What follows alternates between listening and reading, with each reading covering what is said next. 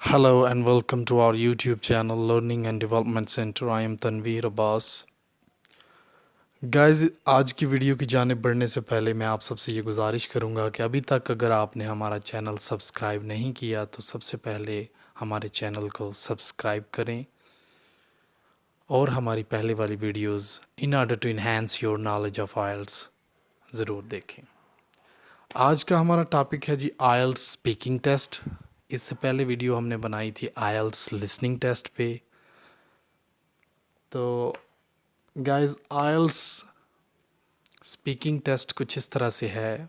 मैं उन लोगों के लिए जो बिल्कुल अभी फ्रेश हैं, अभी करना चाह रहे हैं आइल्स, उनको ये बता दूं कि आइल्स स्पीकिंग टेस्ट 11 से 14 मिनट का होता है इसका टोटल टाइम ड्यूरेशन, और ये सेपरेट होता है। यानी जैसे पहली वीडियो में मैंने बताया था कि लिसनिंग, रीडिंग एंड राइटिंग का एक दिन एग्ज़ाम होता है, और ये जो स्पीकिंग है ये उससे एक वीक पहले या एक वीक बाद होता है। तो 11 से 14 मिनट इसका टाइम ड्यूरेशन होता है। तो ऐसे ये पिक्चर आपको बता रही है, जैसे इस तरह से आपने स्माइलिंग फेस के साथ अपने एग्ज़ामिनेशन रूम में एंटर होना है। वहाँ पे ब्रिटिश काउंसिल के जो रिप्रेजेंटेटिव होंगे, जो एग्ज़ामिनर होंगे, वो आपसे मुखातिब होंगे और वो आपका एक इंटरव्यू टाइप आप अपने जहन में स्केच बना लें कि वो आपसे स्पीकिंग टेस्ट इस तरह से लेंगे, कुछ क्वेश्चंस करेंगे। इसके क्या पार्ट्स हैं मैं आगे चल के आपको इसी प्रेजेंटेशन में बताऊंगा।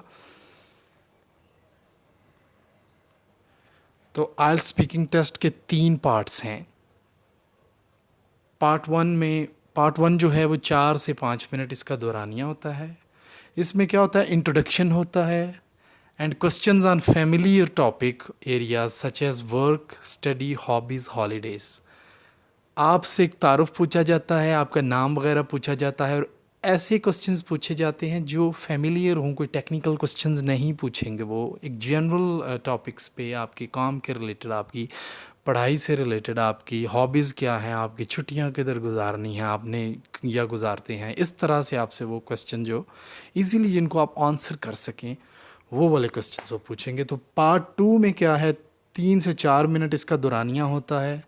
इसमें 2 minute talk on a familiar topic. इसमें भी एक फेमिलियर टॉपिक मीन्स यही है कि एक जनरल टॉपिक जिस पे एक हर बंदे को इंफॉर्मेशन होती है जिसके रिलेटेड, उस पे 2 मिनट टॉक होती है। इसको हम फर्दर एलेबोरेट करते हैं अगली स्लाइड्स में। तीसरे पार्ट जो में 4 या 5 मिनट का दौरानिया होता है इसमें, और two way discussion on issues related to the topic in part 2। यानी पार्ट 2 में जो टॉपिक दिया जाता है आपको उसी से रिलेटेड डिस्कशन होती है। कुछ क्वेश्चंस एग्जामिनर आपसे करते हैं और आप उनके आंसर करेंगे। तो ये सारी जो 14-15 मिनट का जितना भी स्पीकिंग टेस्ट सेशन होगा ये रिकॉर्ड होगा आपका। इसको रिकॉर्ड करेंगे और फर्दर इसकी बिना पे आपकी रिकॉर्डिंग को सुन के और उसको उस टाइम के एक्सप्रेशंस को देखते हुए सारा वो आपकी जो है ना वो मार्किंग करेंगे और बैंड स्कोर को जो है ना वो आपकी तश्कील देंगे। तो इस तस्वीर में आप देख सकते हैं टास्क 1 में इंट्रोडक्शन एंड इंटरव्यू हुआ है। एज लाइक दैट एग्जामिनर और स्टूडेंट देख लें, इंट्रोडक्शन कर रहे हैं। फर्स्ट ऑफ ऑल ग्रीटिंग हुई है, इंट्रोड्यूस करवाया है अपना। जो आप होंगे स्टूडेंट, वो अपने आप को इंट्रोड्यूस करवाएंगे, वो आपको इंट्रोड्यूस करवाएंगे। और एक जो है आपको आइडेंटिटी पूछी जाएगी आपसे, आपकी शनाख्त पूछी जाएगी। आप उनको अपना आईडी कार्ड या पासवर्ड जो है पासपोर्ट सॉरी वो उनको चेक करवाएंगे। उसके बाद फर्दर वो आपसे वर्क रिलेटेड या स्टडी रिलेटेड या फिर कॉमन कोई फेमिलियर टॉपिक पे बात करेंगे। तो टास्क 2 में लॉन्ग टर्न है, जैसे मैंने बताया है। वो क्यू कार्ड एक देंगे, ये देख रहे हैं आप। क्यू कार्ड उनको इनको दिया है एक कार्ड, उस पर कुछ टॉपिक लिखा हुआ है, वो उसके लिए टाइम देंगे। टास्क 3 में आप देख लें डिस्कशन हो रही है। तो यहाँ पे हम अब एलेबोरेट करते हैं जी चीज़ों को, ये तीनों पार्ट्स जो हैं इनको। तो पार्ट 1 4 से 5 मिनट का है। 4 से 5 मिनट का common topics are on your home, family, job, studies, interest, and a range of similar familiar topics areas. Examiner will choose 3 topics areas, and you will have about 4 questions on each. So you will have around 10 to 14 questions depending on how long you speak for on each. इस तरह से questions होंगे जी. For example, I would just like to ask you some questions about your work. वो examiner आपसे ऐसे कहेंगे कि मैं आपके वर्क के हवाले से आपसे कुछ क्वेश्चंस करना चाहता हूँ, जैसे कि what job do you do, आप कौन सी जॉब करते हैं. Why did you choose that particular job, अब जो जॉब करते हैं आप, आपने उसको क्यों चूज़ किया अपने लिए. तीसरा question, what do you do every day, आप हर रोज़ क्या करते हैं, यानी जॉब के अलावा क्या आपकी रूटीन्स हैं. चौथा question, what other work would you consider doing, और क्या क्या काम आप करते हैं अपनी नॉर्मल रूटीन में. तो या फिर वो दूसरा कोई टॉपिक ले, अगर क्वेश्चंस अबाउट रिलैक्सिंग करे, यानी आप what type of activities help you relax, कौन से ऐसे काम हैं जो आपको रिलैक्सेशन में हेल्प आउट करते हैं. Do you like to do these activities alone और विद अदर पीपल, क्या आप अकेले वो एक्टिविटीज़ करते हैं या दोस्तों के साथ या अदर पीपल के साथ आप वो एक्टिविटीज़ करके अपने आप को रिलैक्स फील करते हैं. तो इस हवाले से ये क्वेश्चंस हैं.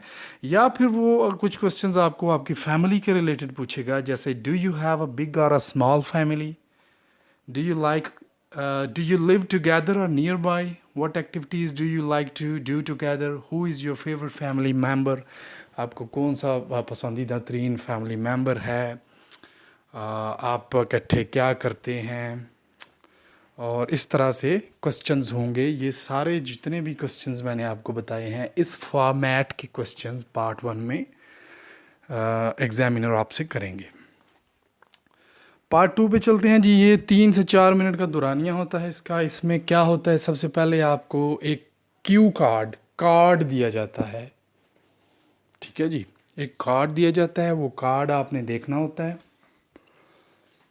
और उस कार्ड पे एक टॉपिक लिखा होता है, कोई भी टॉपिक, जनरल फैमिलियर टॉपिक है जैसे मैंने पहले बताया आपको. उस पे आपको क्या होता है, 1 मिनट दिया जाता है कि 1 मिनट में आप अपने नोट्स तैयार कर लें जो भी उस क्यू कार्ड पे लिखा हुआ है उसके अकॉर्डिंग. अच्छा, उस 1 मिनट में आपने नोट्स इस तरह से तैयार करने होते हैं कि कुछ पॉइंट्स 2 3 4 5 जिस तरह भी आपने अपने हिसाब से वो उनको बना लेना होता है, ताकि आपको उन क्वेश्चंस को आंसर करने में मदद मिले. इसमें बेसिकली वो चेक ये करना चाह रहे होते हैं कि उस टॉपिक पे जब आप बोलते हैं तो आपकी ability to speak for an extended period without hesitation और रेपिटेशन. वो देखते हैं कि जब आप इंग्लिश बोलते हैं तो आप कितना हेजिटेट करते हैं या चीज़ों को रिपीट कितना करते हैं, यानी वही वर्ड्स बार बार बोलते हैं, यानी आपकी वोकेबलरी की क्या कंडीशन है, क्या वोकेबलरी डेवलप है आपकी.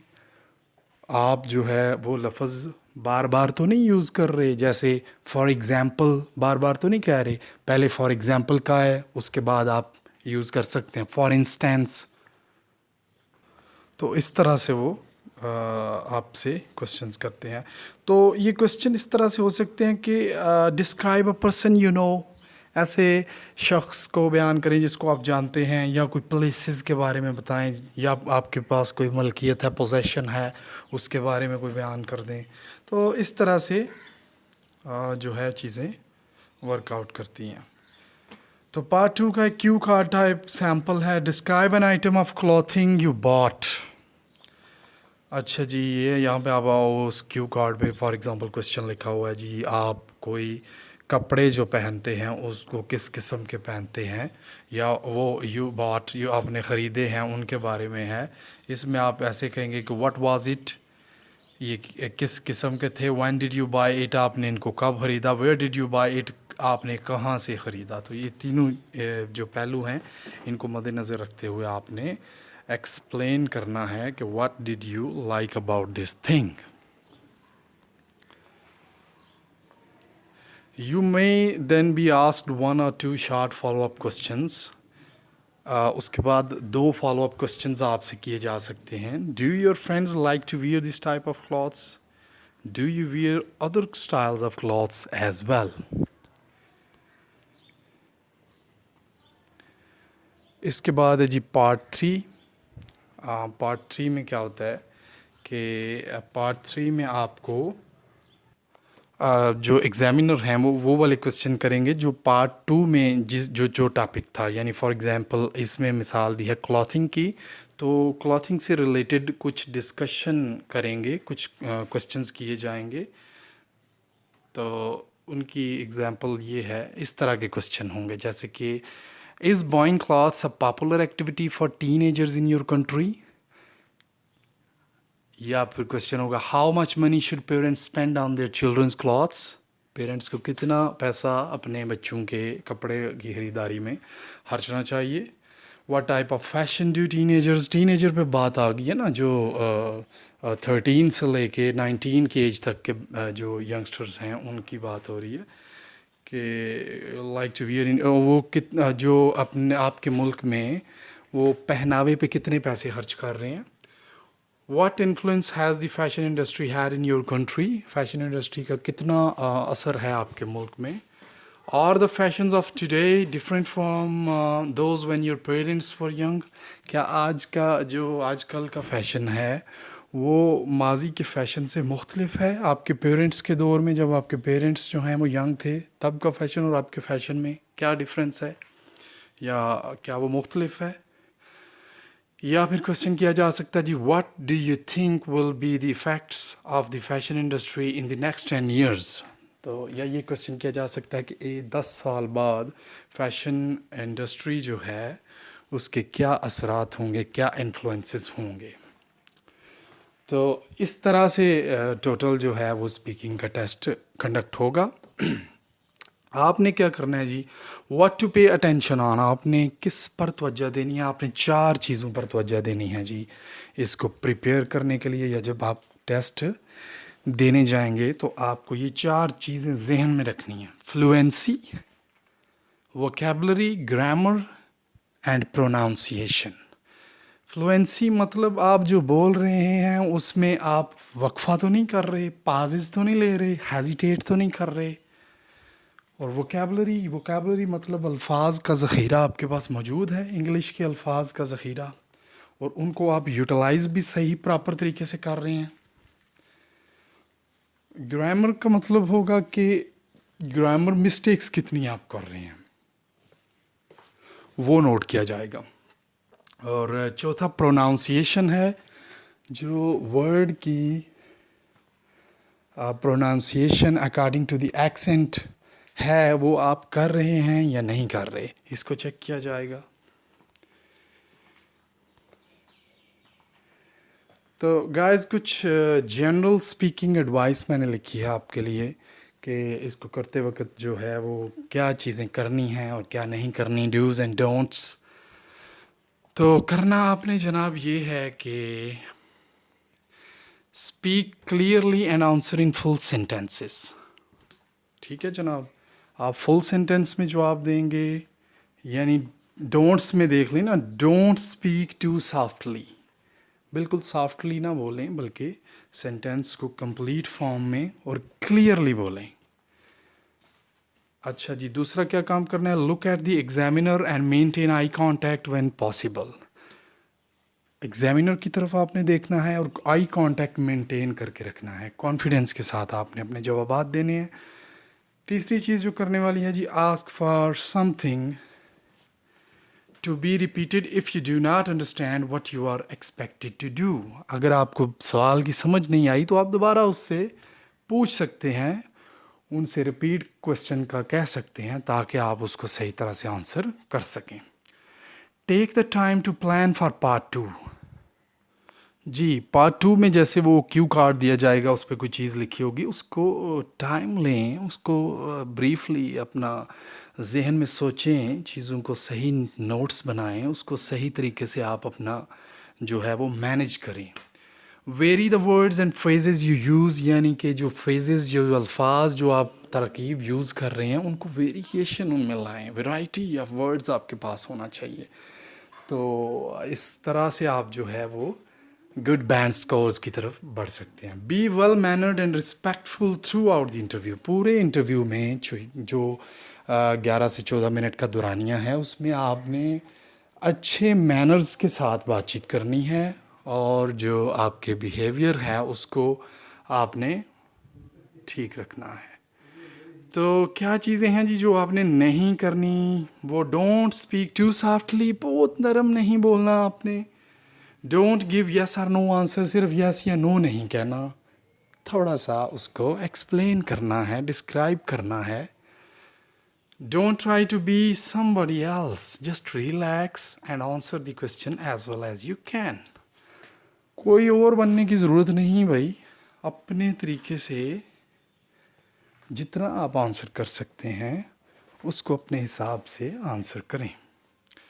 Don't worry about speaking too much, the examiner will control the timing of your responses. अच्छा, इस तरह से भी नहीं. अब कोई सेकंड्स होते हैं फॉर एग्जांपल बोलने के, जवाब आप 20 सेकंड में या 25 सेकंड में देंगे, तो ये टाइम डजेंट मैटर. आपने ये नहीं जहन में रखना, आप बोलें, आप उनका जवाब दें, वो एग्जामिनर आपको इंटरप्ट कर लेंगे जब उन्होंने नेक्स्ट क्वेश्चन करना होगा.